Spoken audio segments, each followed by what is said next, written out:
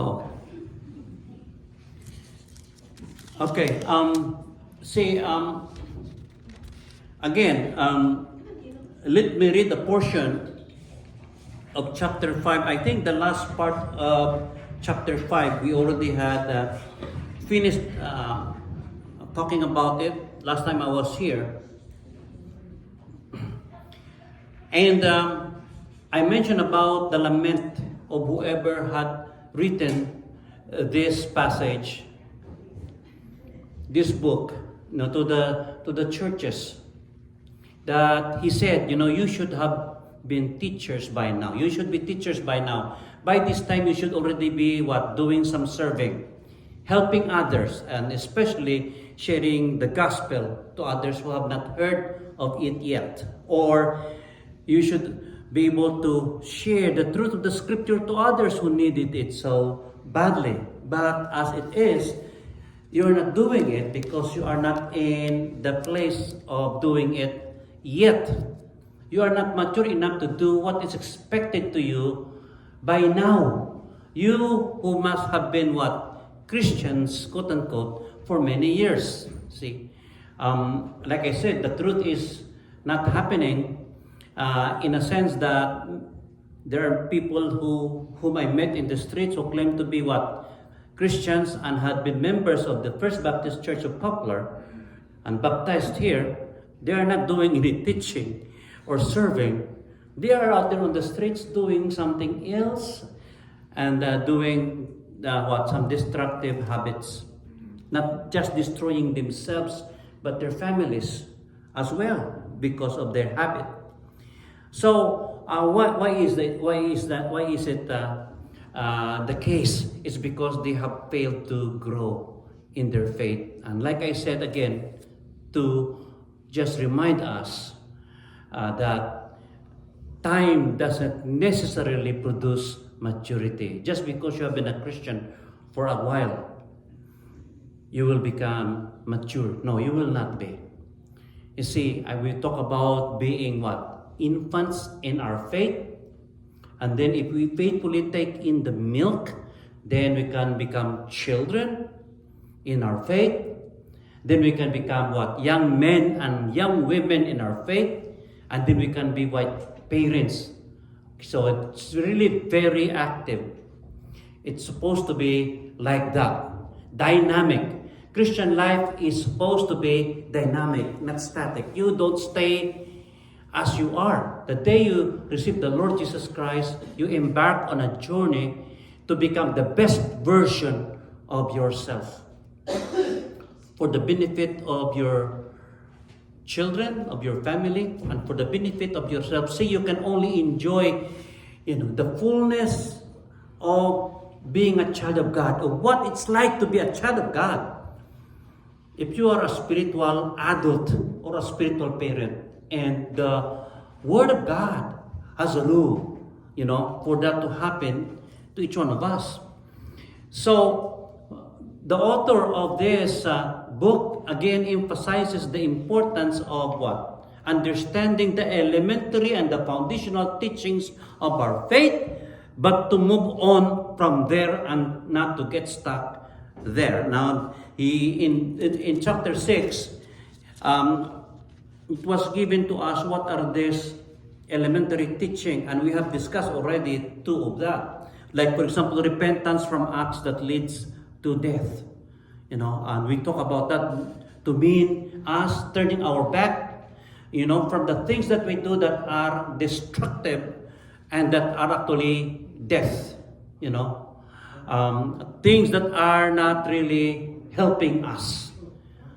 Dead works that doesn't give us life, but rather cause us to die, or to be destroyed.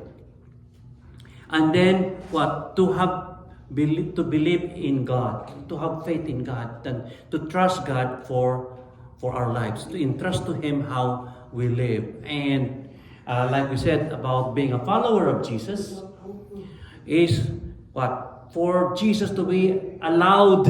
It's a ridiculous word, but to be allowed to be the one to shape our life. Amen? And simply put, it means for Jesus to be the one sitting on the throne of our life. And then we move on to talk about instruction about baptisms. And this is just what baptism, it is actually what? Baptizo. So they didn't actually translate it. They just sort of transliterate the Greek word, which actually means to wash or to take a bath. Now, what does it mean? It means the removal of everything that is filthy in our lives. You know, going back again to that repentance, you turn around, you turn your back on the things, destructive things that you're doing. We call them sin. And what is sin? Simply, it means what? Being rebellious against God. Amen? God is saying, go that way, and then you say, no, I'm not going that way, I'm going the other way. So, sin is missing the mark. Sin, hit the target, God said. No, you would like to turn around and hit something else. So, it's doing the opposite. It's thumbing our noses against God.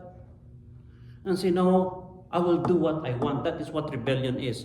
It is not just things that we do. Even the good things that we do could be things that we do in rebellion against God. Amen? So, but we need to get rid of those things in our life. You see, those filth in our life, we need to wash ourselves, we need to wash those things away from our lives. And the symbolic act of doing that is what? Dipping you in the water and drawing you out from there. Like what some of us have done. And if you have not done that yet, I would encourage you to seriously consider doing that. I don't know how it was explained to you when you did that baptism before. Maybe you thought, okay, you need to be baptized so that you will go to heaven or that you will become a member of this church. Well, that is not what our teaching is. As far as I know, as far as I'm concerned, that is not what we believe here in the Blue Church. Maybe partly, but maybe a small part of it. What we mean by baptism is for you to get rid of the things in your life that are what? Acts of rebellion against God. Filth, dirt in your lives, because baptism means to wash away everything that is dirty in your life, in yourselves. And how is that possible? Through Jesus Christ. By the blood of Jesus Christ, you can experience that cleansing from everything that is dirty or filthy in your life. That's what it means. Baptism. And then the laying on of hands. The laying on of hands is a recognition, first of all, of you as a very important person. I know in some culture, you cannot put your hands on somebody's head. Don't do it in Indonesia because, you could get killed doing it. Because it's like you're putting down somebody. But in the biblical sense, in the biblical culture, in the context of the Bible, the laying on of hands is being done to people who are being what? Set aside to do a very specific ministry. Okay?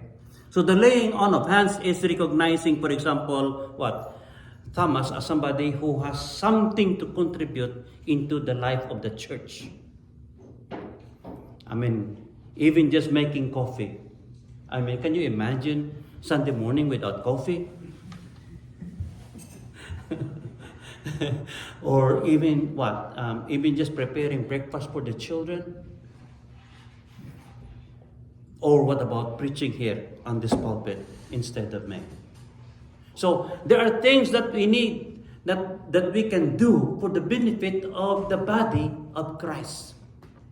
And so what do is we pray and ask for insights from God. God, what do you think, Ernie? Or what do you think, Sherry? What do you think, Baby Dal can do? And then, we can see that, these are the things that they can do for the church. You meant to tell me, Pastor, that there are things that we can do on top of just sitting on the chairs? Of course, yes.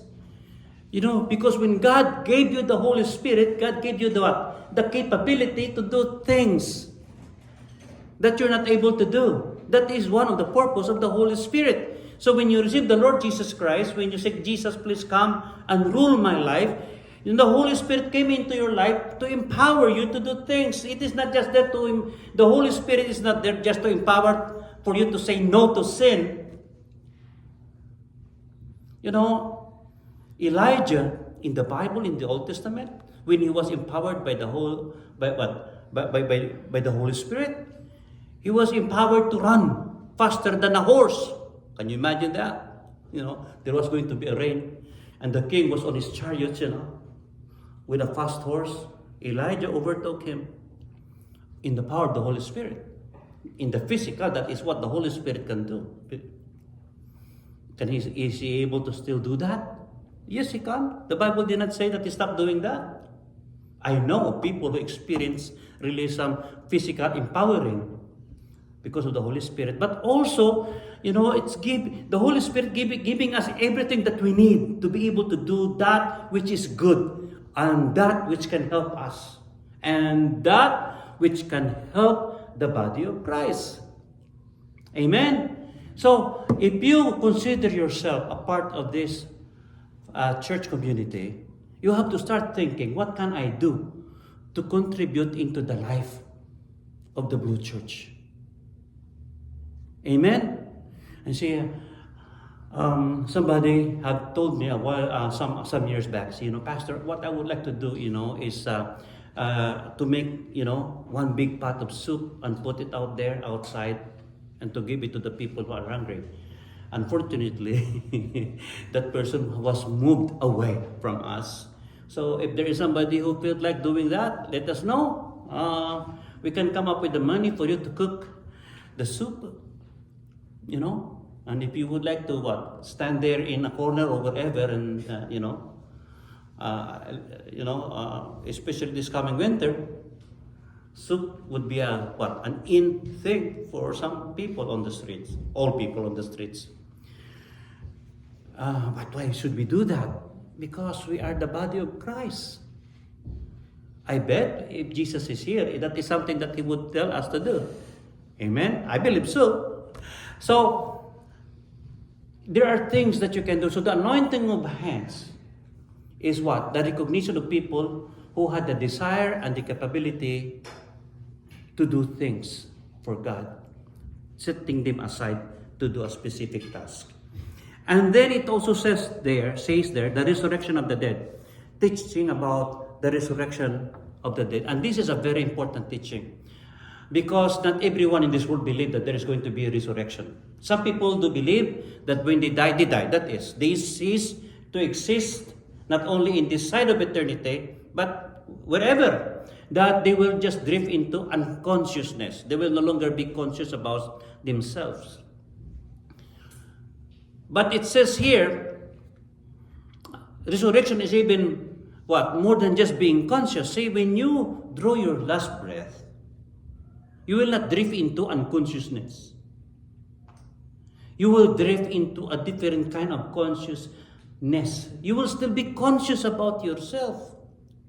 Only you are already existing in a different dimension. You're moving on to the other side, that's what they say. Amen? And then, so what, Pastor? If that is the case, well, the problem is this, there is a judgment waiting for you on the other side. If you will just be annihilated, as what some of the religions are saying, that's okay. I can do what I want now, and then I'm gone. Boom, I'm gone. And then you will miss the reward of the other. I don't care about the rewards on the other side. I would like all my rewards to be on this side of eternity, some people would say. But that's not the case. You will continue to exist. And then there is says there's a judgment waiting for you. And about the resurrection from the dead, see, what is that resurrection all about? See, when I talk about consciousness, you are conscious spiritually, okay? You don't have a body. You are just a spirit being, okay? But then, there's going to be a resurrection. See, how could you be judged? How could you feel the heat of what? The heat of hell. the heat of fire. If you don't have a body, that's why we are going to be resurrected. What is this resurrection? This resurrection is for us to have a body still. And for those of us who are going to be judged because what? We don't have Christ in our lives and we have done things to what? Intentionally hurt others when we were still living. We were very destructive and we were not even sorry for doing what we did. Then later on we will be resurrected and then we will be judged. The Bible was clear about hell. And that is the reason why we are going to be resurrected, so that we can feel, one of the reasons, we can feel the heat of hell. I mean, right, Myra? The spirit doesn't have what? Feelings, senses. We have to be resurrected so that we can have those senses restored, so that we can feel the intensity of the punishment that God has prepared for the wicked. Are you hearing me? But for those who had acknowledged Jesus Christ and have lived according to His ways, we will be resurrected so that we can also feel the reward. We can also enjoy the reward that He has prepared for the righteous. Amen? That's why I don't know about you. I still believe that there's going to be eating in the new heaven and the new earth, in the restoration of things. You know, I don't know if there's going to be hunting. I would like to believe there is, like I said. But God will so fully restore us to our perfect state, perfect body, so that we will be able to enjoy what He has prepared for us. So you think, Pastor, so you mean heaven is more than just what? Escaping hell? Yes, heaven as a reward is more than just not being punished by fire, with fire. Heaven is really enjoying the fullness of life in the new creation that God has prepared for His people. The new heaven and the new earth. Will you still be enjoying relationships? Yes, we will still have what? You will still have relationships on the other side. And you will enjoying the perfect relationship. Can you imagine having a perfect relationship with your daughter, with your son, with the people you love? I mean, no matter how painful it is sometimes, we still would like to have those people around us. But the day will come that it will be such a perfect relationship, truly enjoyable. And then you will be enjoying things that you do. I believe so. That I will be enjoying the things that I'm doing. Say, one of the things that I'm enjoying is driving through the prairie. Will I still be enjoying that? I believe so. I will still be driving through the prairies of Montana perhaps, but Montana in its perfect state. Can you imagine how beautiful Montana would be in the new heaven and the new earth? I don't know if it will still be called Montana. It might be called something else already. But we will be living in a perfect world. But it will only be for those who had given their lives to Jesus Christ. Eternal judgment, or judgment in eternity. Judgment in the age to come. See, when we heard about judgment, we think only of negative. Oh, you're going to be judged. You're guilty. Go to hell, or something like that. No. When we speak about judgment, we speak about us being judged by God for what we have done. Remember those stories in the Gospels about the judging of those servants? And something, okay, I'm giving you 2 cities more to govern. And some others were given, 5 cities. Cities are territories. Meaning, in the new heaven and the new earth, in the restoration of things, some of us will what be? We will be governing, we'll be in charge of territories. What for? Well, to improve them, to still do things that we love to do. You know, some of us love to do some administration. Then you might still be doing that. Who can say no? Isn't that happening? That's why it's called restoration of things. Restoration into their perfect state. Amen? So, it will not be heaven for the Chinese if there's no cooking there. Because the Chinese are known to be what? Known to love cooking. What about the Indians? I don't know. I mean, we love to what? To hunt bison. Will there be bison there? I believe so. What is it that we as Indians love to do? We will get to do them in the perfect world for our enjoyment, and that enjoyment, what is our act of saying, oh, God, thank you, God, for this kind of enjoyment that you're giving us. It is our act of worship to Him. So, we should have a correct view of what life in this side of eternity is, and on the other side of eternity too. And that's why somebody actually had called me attention already. Why, Pastor, why are you not praying for the dead? Okay.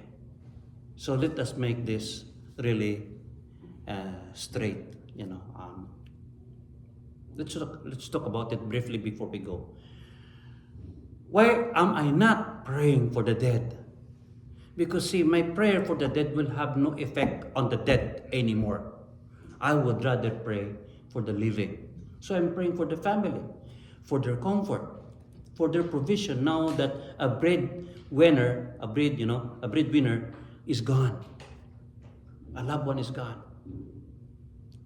Why? See, the Bible speaks clearly. And I have said this already before. You know, it is appointed for man to die once, and then the judgment.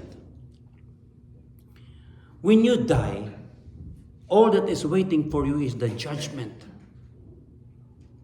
And in that, and whatever that judgment is, it's already what? Decided. That judgment can never be what? Reversed. It is unappealable, as they would say it in a legal parlance. Because you're dead already. The chance for you to make a decision to correct whatever wrong things that you have done is already what? Gone. That's why I'm just praying for the living while they still have a chance, you know, to make the correct decision in their life of receiving Jesus as their Lord and Savior. Well, even if the person who died is a good person, there is nothing that I can do about it, because his eternity, his eternal destination is based not on any good thing that he has done, but on the merit of what Jesus did on the cross on his behalf. And all that he needs to do is say, thank you, Jesus, you know, for dying on my behalf. Forgive me for my rebellion, for my sin. Come into my life. I am giving you now whatever is left of my life. 25 years, 30 years, it is now yours. Once he has done that, and I have known for a fact that it happened, that he did it, then I could say he went to the right place on the other side. So, what does it mean for us? For us who still have loved ones that we don't know where they're going when they die, do whatever you can do to convince them that there is eternity waiting. That there are two places they can go when they die, heaven or hell, God or with somebody else. not everyone who died go to a better place, went to a better place. Amen?